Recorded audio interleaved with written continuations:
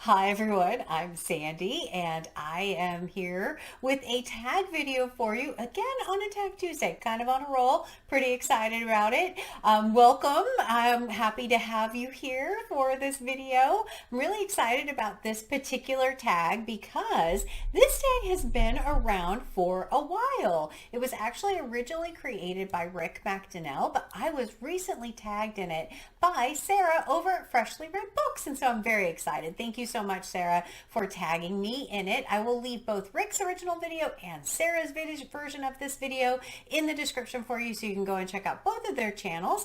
But let's go ahead and jump into it. There's 26 prompts, but they should be fast. I don't think this will be a super long video. We'll see how it goes. All right, prompt number 1, reading the last page first, in or out? Out for me. Oh my gosh, why would you do this? Why? There's at least 2 books that I know of that if I read the last page first, it would have ruined the entire book for me. One was Martin Eden by Jack London. The last line gives the whole thing away. And then the other one isn't the last page in the book, but it's the last page of a section that I happened to read, and that was in Kristen Lavren's-Datter.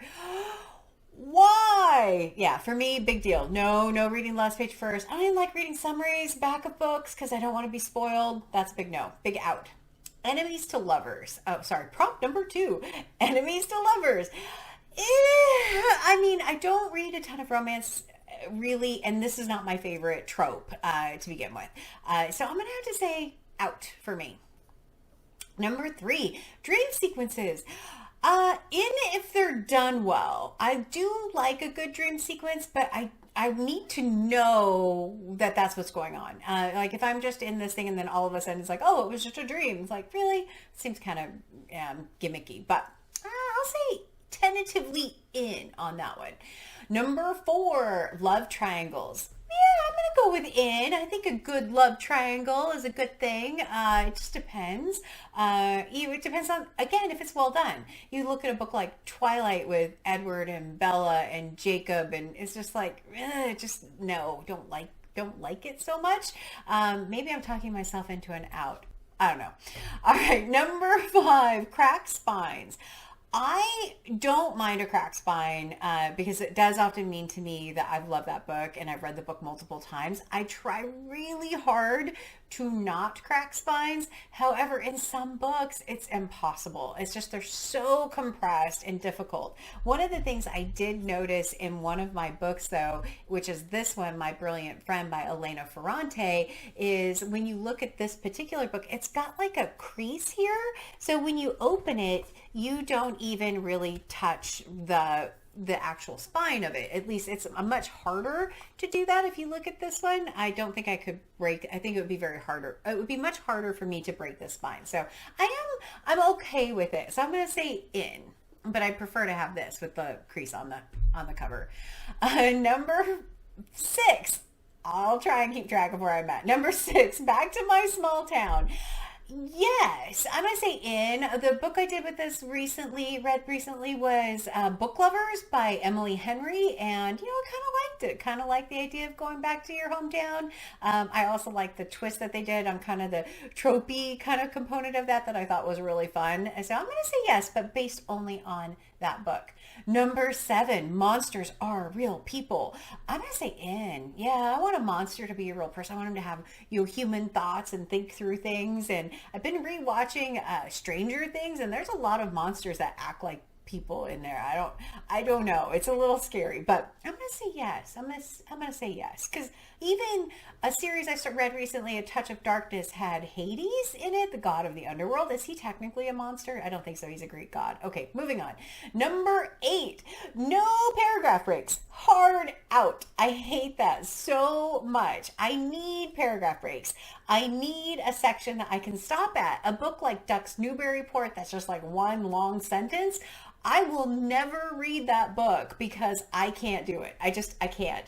I need more space in between. I need to be able to have a logical point where I can stop reading. And so yes. So I don't like long paragraphs. I love paragraph breaks at some point, but just a long, no, please, no, don't do that.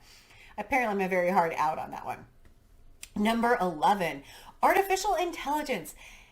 If it's done well, I would say in. There's some artificial intelligence in the book I'm reading right now, which is Children of Time, and it's confusing me a bit because of how it's being represented in it. And so I don't know. I'm on a. Is there a maybe? I think there needs to be a maybe. All right. Number 12, drop caps. What are drop caps? I'm gonna go look real quick. What are drop caps? So drop caps. Good to know. Drop caps are when the first letter of the first word of a chapter is bigger. I'm in. I think it's pretty. I didn't know that's what it was called, but I do like it. I think it's very pretty. So I'm going to say yeah, in. I'll try and keep to the format, in or out. Whew, my goodness. All right. Number 9. I skipped. I skipped and just realized it. Number 9, we'll go back. Number 9 is Multi-Generational Sagas. Yes, I read Wild Swans. I really liked it. I do like having a story that carries across multiple generations as long as you can understand the generations. And so a book like 100 Years of Solitude by Gabriel Garcia Marquez that has so many characters named John and it's hard to tell what generation you're in, that's very tough.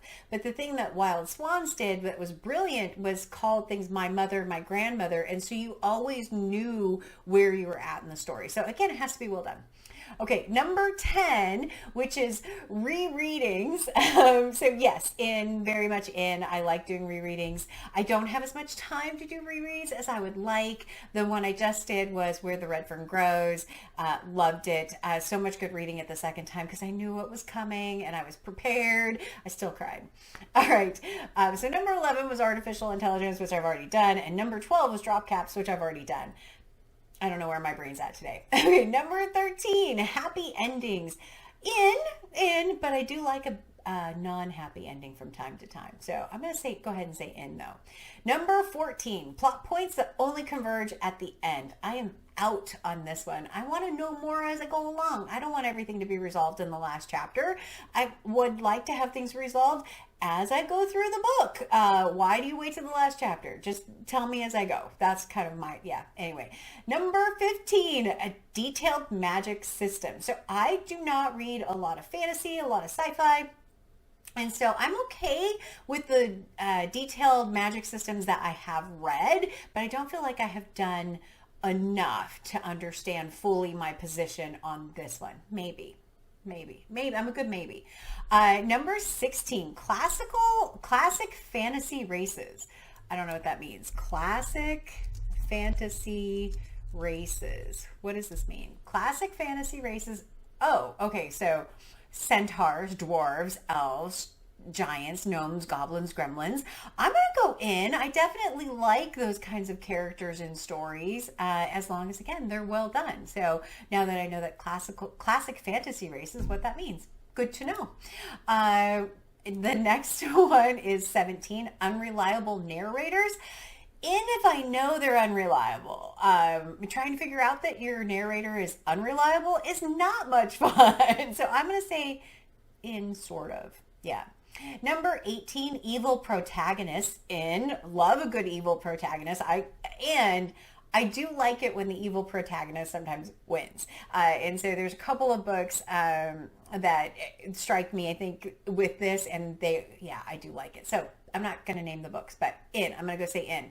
Okay, number 19, The Chosen One. I don't know that I've read a lot of Chosen One books. I mean, I certainly had obviously read Harry Potter, but other Chosen One books, I don't know that I've read a bunch. So I'm going to say neutral on this one until I read more. Number 21. Number 20. They're right in front of me with numbers, everyone. It's not good. Number 20, When the Protagonist Dies. I'm in on that as long as it means something. Like, just don't have them die, I don't know, to cause controversy or something. I don't know. But yeah, I'm going to say in. Number 21, really long chapters. No, don't like really long chapters because I am unable to stop reading until I get to the end of the chapter. I have to get to the end of a chapter to stop. There's something in my brain. So a really long chapter is difficult because it's just bad for me. So I'm going to say out. Number 22, French flaps. Now this one, I do know what it is. So French flaps are actually these. These, I believe, now correct me in the comments if I'm wrong, but these are French flaps. I like them. I think they give some structure to the cover of the book, especially on paperbacks like this. Sometimes I really, really like having them, though they can get in a little bit of the way. But I'm going to say in on French flaps. Okay, number 23, Deckled Edges. How do I feel about them? I love the look of them. So in from a look perspective, kind of out on a reading perspective. So this one has a light deckled edge, which is not bad, but it comes down to the reading experience for me and trying to turn the page from this piece. I don't know. I mean, yes, could I turn the page from up here? Sure, absolutely. Do I often turn the page from here? Yes. So I'm kind of on deckled edges. So yeah, being wishy-washy again. Number 24, signed copies by the author. I'm out. I mean, I don't care enough right now. I haven't created like this big, massive collection where I want to have signed copies, and I don't have an expensive collection. I get a lot of things via thrift books, and it doesn't add too much for me if the book is signed by the author. I'm still not at that collector stage of my book buying. Number 25, dog earing pages out. Like, why? Why would I dog ear pages? It's like when my friend rolled the cover of the book over while reading it. Why? What? No, don't damage my book. So I used to when I was younger, but now I use bookmarks often like this one. I will use pretty much anything as a bookmark. It doesn't have to be a real bookmark. I've used my phone before. I think I saw a picture of someone who used a book as a bookmark in another book. I thought that was genius. Perfect. Absolute perfect use. Number 26, chapter titles instead of numbers. So I don't mind chapter titles instead of numbers. I don't. I think that's great. What I have discovered, though, is if you're doing a buddy read and you have different versions, it can be difficult if all versions don't treat it the same way. So this is a great example of this, The Long Way to a Small Angry Planet. This book does not have chapter numbers in it. But what it does have at the very top of this is day 129, and then a complaint. And so when we were trying to figure out how many pages, my bookmark just fell out, how many pages to read kind of a day, it was a little bit hard because we were like, well, how many chapters? And it didn't have chapter numbers. And then my e-copy said the heading of the day first rather than the title of the chapter. And so that's really the only thing with it that bugs me is like all of the versions. I wish they were all the same so it was a little bit easier when you're trying to coordinate buddy reads. I do need something though. I need either a title or a number in order to keep track, especially for buddy reads, because I want to know, okay, where are you at? And if you don't have that, it can be hard to coordinate. So that's really my only kind of one with that. But I don't know why I'm talking about The Long Way to a Small Angry Planet. This was just a buddy read coming up. My brain today. It's Friday before a 3-day weekend. I'm early recording this one. So that's actually all of the prompts. I unfortunately still do not have my jar together. I don't know what's wrong with me. If you're not familiar, I normally just draw names from this pretty little jar that I have for tagging other people, and I don't have that. So what I'm going to do is actually tag 3 channels that are smaller and somewhat newer and want to just bring attention to them. So the first one is Anne Novella. Anne was very, very smart and created her own tag in which she had to go out and actually reach out to different booktubers to find potential upcoming buddy reads. And so I thought that was incredibly clever. You should definitely go check out her channel. The other one is Ketavan Reads. And so we have an upcoming buddy read in November for a nonfiction book, which I'm really excited about. The next one is Bandana Book Mom. I am going to tag her. She, as of right now, has 141 subscribers, and I'd love to see her get some love as well. I'm going to tag those 3. So Anne Novella, Ketavan Reads, and Bandana Book Mom. You are all tagged. They're also newer, so they may not have done this tag yet. So hopefully that works. that is all I have for you today. Happy Friday for me, Tuesday when this goes live. Anyway, as always, like, comment, and subscribe. And until next time, everyone, thanks. Bye.